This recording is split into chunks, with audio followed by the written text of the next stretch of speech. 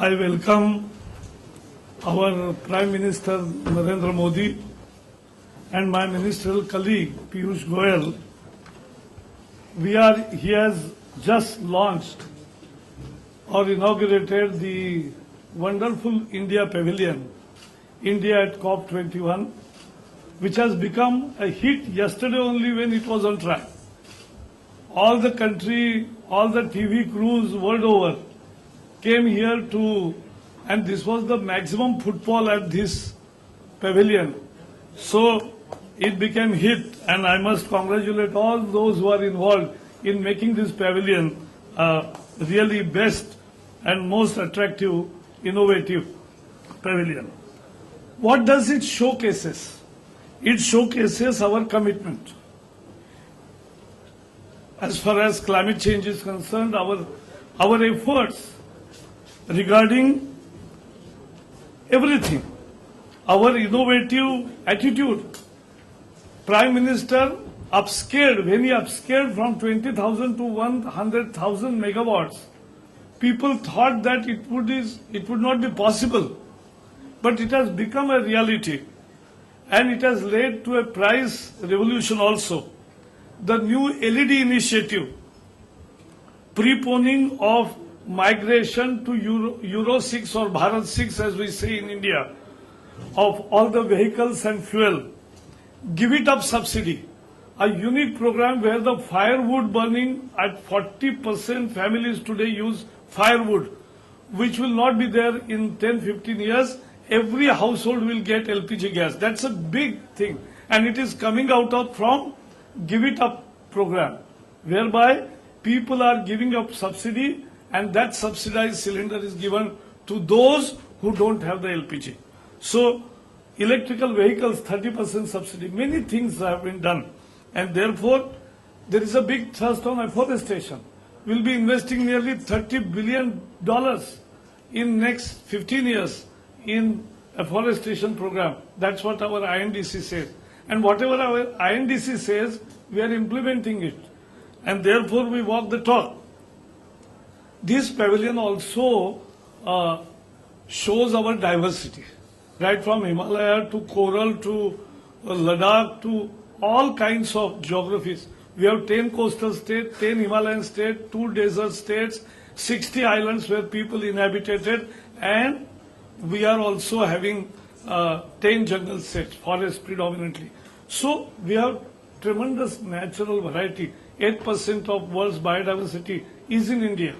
And therefore, this stall will give a correct impression of India to the world. And I think this will become most attractive, and we will be engaging with the world through this pavilion also. Now, without wasting time, I'll request our Prime Minister to inaugurate this booklet, Parampara. This is a very wonderful book which have been brought here, and this release of book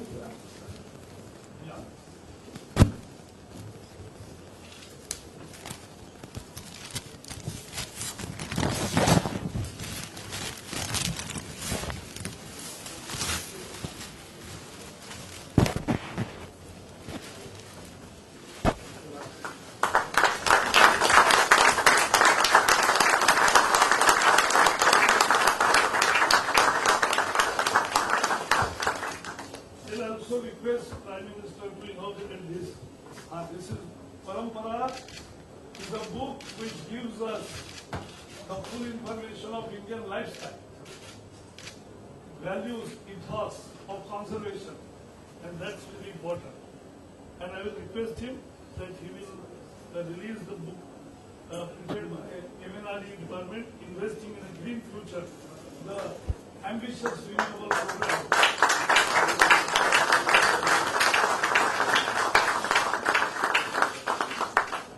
This coffee table book is absolute wonder for all people to see, and I will now request Prime Minister to address us.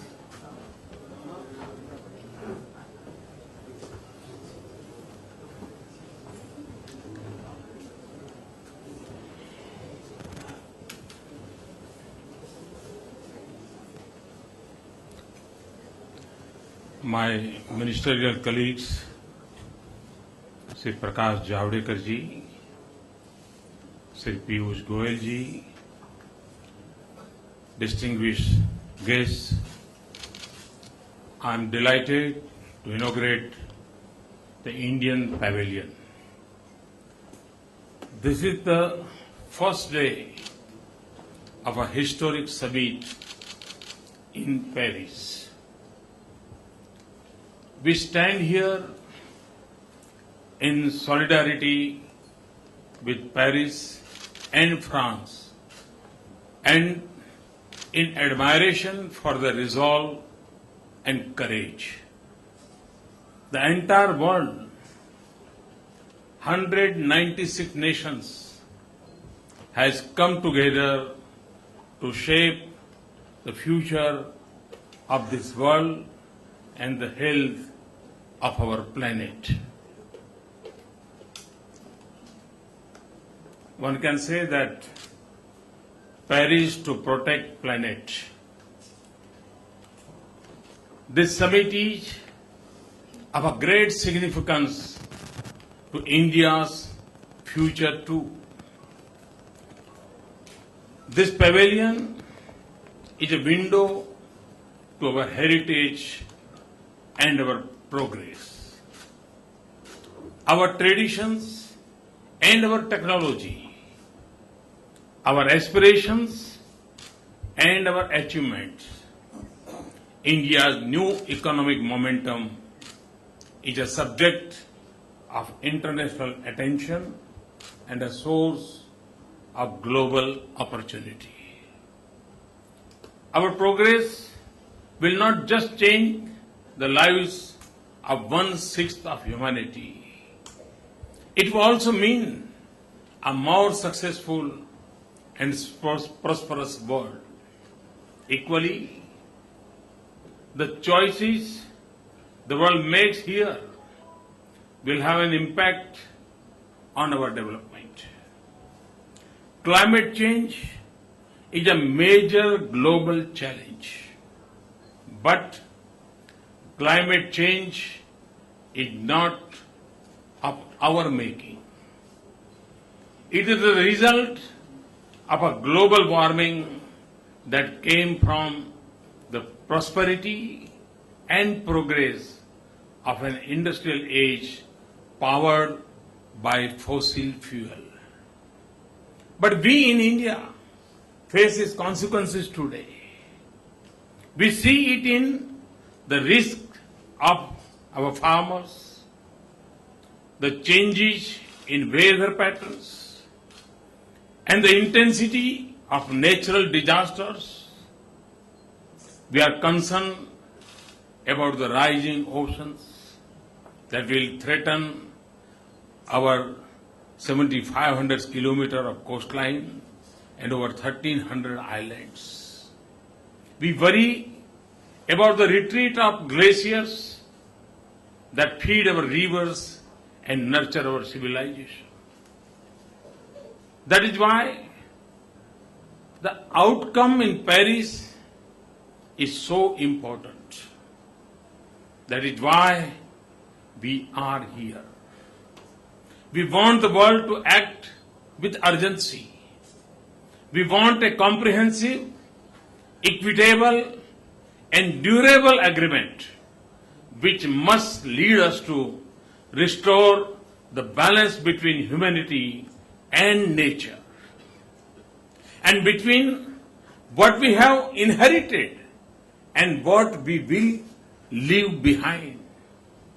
This will mean a partnership in which those who have the luxury of choices and the capability of technology will make adjustment to sharply reduce their carbon emission. The extent of their commitment and the strength of their action must be consistent with the carbon space they occupy.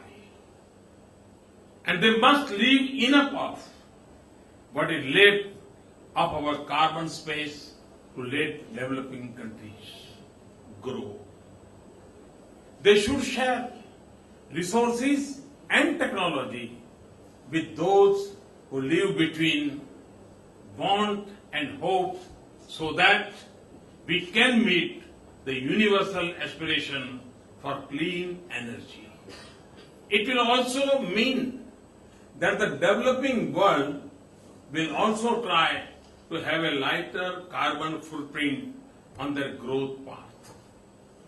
We want the conviction of the world to be matched by efforts to create conditions in which we can succeed. Because our challenge is pressing, our efforts must be urgent. Friends, this will be the subject of negotiations over the next few days. I'm here in the Indian Pavilion to say something else. And I speak not just to the world, but also to our people. India's progress is our destiny and the right of our people.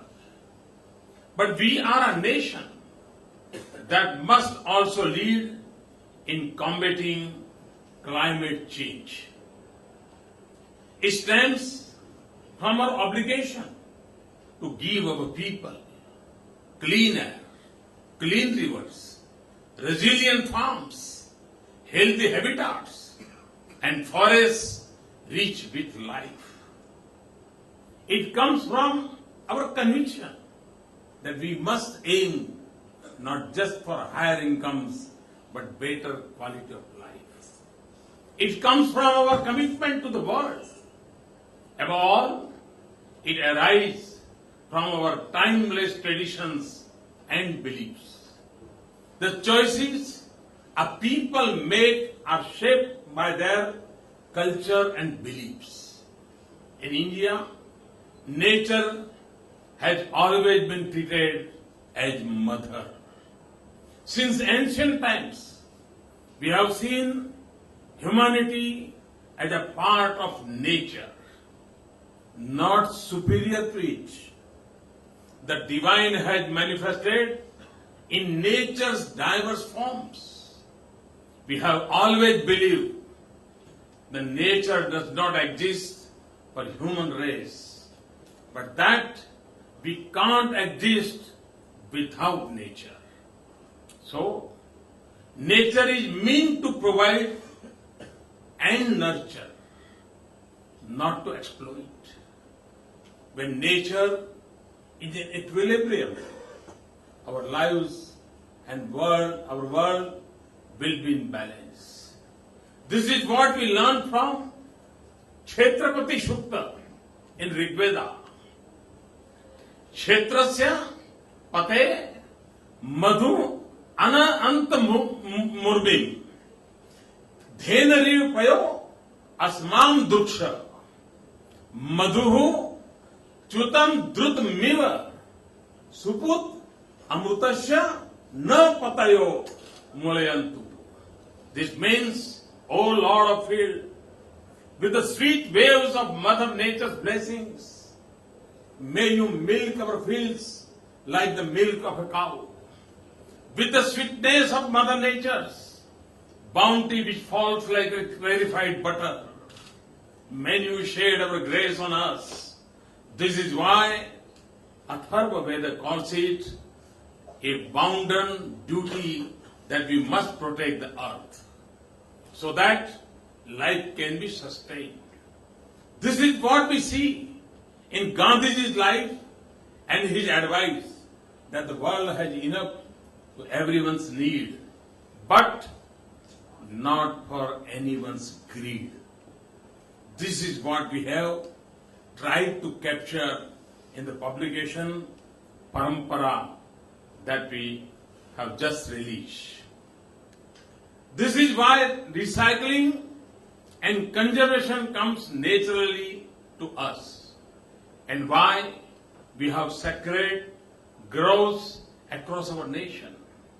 Friends, and it is this spirit that allows us to set an ambitious and comprehensive strategy to combat climate change. We have target for renewable generation of 175 gigawatt by 2022. We have got to a good start with nearly 12 gigawatt likely to be installed by the end of 2016, more than 3 times the current capacity.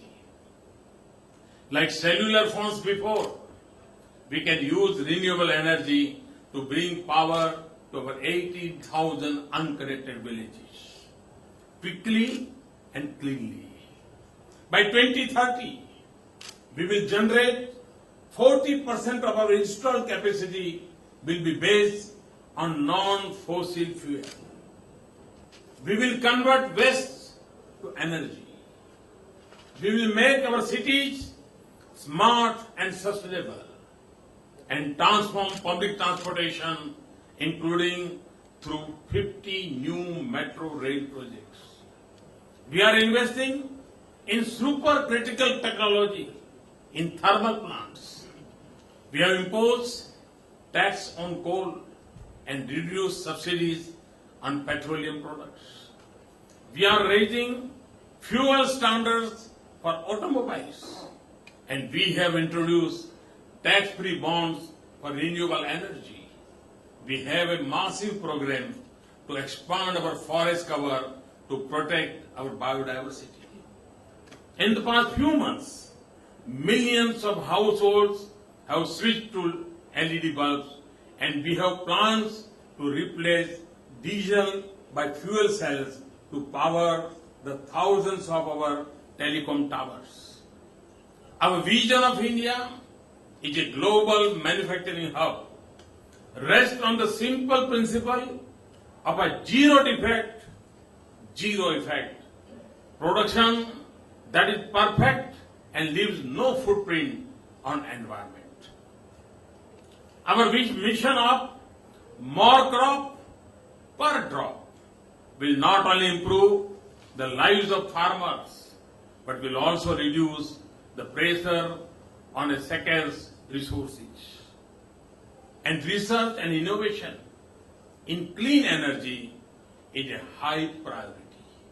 We want to make conventional energy like coal cleaner.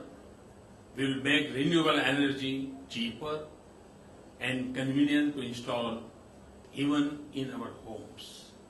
We want to make it more reliable and easier to feed into our transmission lines. From governments to communities, there are countless examples of innovation and enterprise that are restoring the health of our environment. I have tried to capture some of these initiatives in my book, Convenient Action, which we shall present today. Friends, this is the voice of our people and the call of our nation and the consensus of our polity. India's leadership on environment has been the vision of Indian leaders and successive governments from Stockholm in 1975 to Copenhagen in 2009. We are raising our national effort to an entirely new level. And we are intensifying our international partnerships. So we come to Paris with our commitment, but we also come with hope. So we approach the negotiations under the UN Framework Convention on Climate Change in a spirit of partnership, which must be based on the principle of equity and common but differentiated responsibilities. Later today, I will join leaders from major developed and developing world for an innovation summit, because I believe that innovation and technology hold the key to our collective success. President Hollande and I will also co-chair the launch of my long-cherished dream of an international solar alliance to promote greater use of solar energy in the 121 solar-rich nations, to call the world to look deep into the ancient wisdom of all our civilizations, cultures and religions. I had requested President Hollande to bring out a book of quotations from around the world. I am happy that we will release it today. And I will also call for a change in lifestyles so that we reduce the burden on our planet. The enduring success of our efforts will depend on the way we live and think. In conclusion, therefore, let me return to the theme that defines us in India, the spirit of partnership, the belief in oneness with the whole, that is nature. To the people of India and our friends in the world, I call you to live with the commitment of Loka Samasta Sukhina Bhavantu. The desire of well-being should include our planet, our nature, all countries, and the entire humanity. If our thinking is right, we will form a true global partnership of capabilities and needs that leads us to a low carbon age. Thank you very much. Thanks a lot.